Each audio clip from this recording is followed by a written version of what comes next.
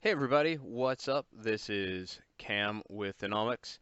So we're going to be continuing on doing some of our work in Danomics with Claude.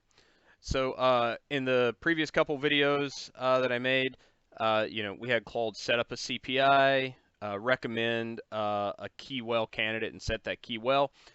Now we're going to think about our tops and our stratigraphy. So one of the things when I'm first starting a petrophysics project is when I go through, I often get a bunch of random tops in there. Sometimes you have like half a dozen tops that are picked across all the wells, and then sometimes you have a handful of tops that are picked fairly sparsely. And so I'm going to see if Claude can help out with that. So what I'm going to do is I'm going to ask Claude here. I'm going to say, hey, in this new PRB CPI, can you evaluate the tops and determine if there are any formations that are sparsely picked? Um, so, let's send that up. And let's think about how we would do this ourselves. Probably what I would do is I would download the tops. I would open them up in Excel. I would, you know, copy the list of tops. I would paste those, remove duplicates. I'd have to put in uh, some logic like count if in there, and then I get a count of each tops.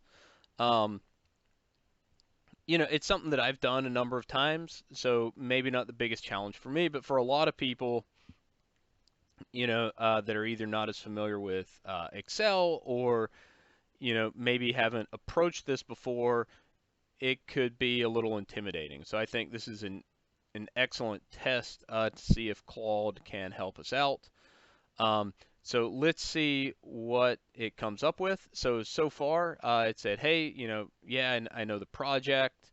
Um, you know, the database has 7,000 wells, but only 60 of them have, or 56 of them have logs. So it's going to pull top picks across those wells.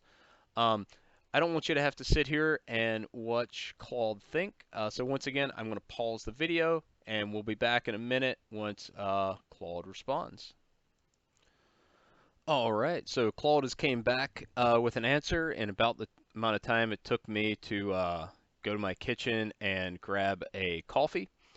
So let's see what it came back with here. So, as we had saw previously, it identified that there were about 56 wells that had logs.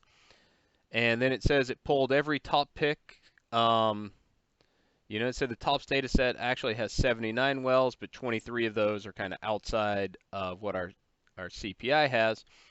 And it came back here with this nice little table, where it actually did more than I expected here. So it said, formation here on the left, wells that it's picked in, and coverage. And so what it identified is that this lower Parkman top is only picked in 9 of the wells.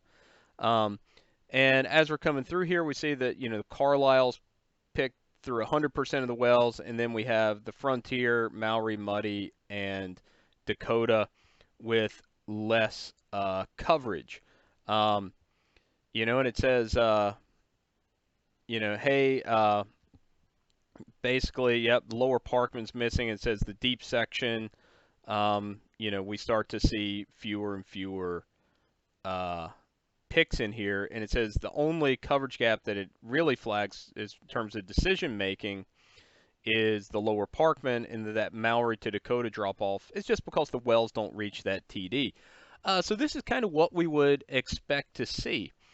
Now, with respect to how this plays into the petrophysics, um, by default in Danomics, we go top to top for the analysis. So if we have some sparse tops, like in this case the lower Parkman, what I want to do is I want to set up my petrophysical zones um, to reflect the full stratigraphy, and we can omit markers like the lower Parkman, which are which are just kind of like intraformational markers in there. And so what I'm going to do is I'm now going to ask Claude to set up my zones and omit the lower Parkman. So let's do that right now. I'm going to say, okay, for this CPI, can you please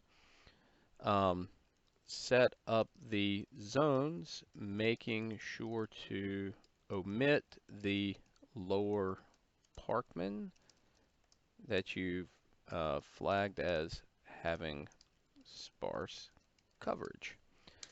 And all right, so now we set Claude off on its task. Once again, I'm going to pause this briefly, and we'll be back after Claude comes back with its final answer and check out how it did.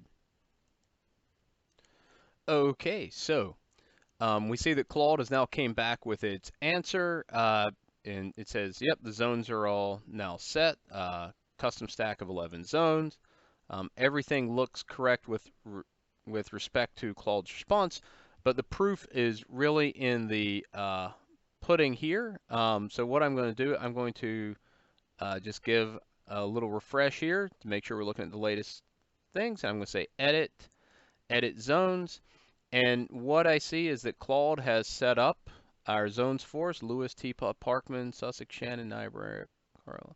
Yep, everything looks correct there. It's in the right order. And so now we have a, courtesy of Claude, we have a CPI that's been made. We have a key well. We understand our tops coverage, and we have set up our zones based on that tops coverage. So we are moving right along in our interpretation, and now we're to the part of the interpretation where we'd actually go in and start setting parameters. All right, if you think this is pretty cool and you would like to do it yourself, just give us a shout at sales@danomics.com. All right, thanks and happy interpreting.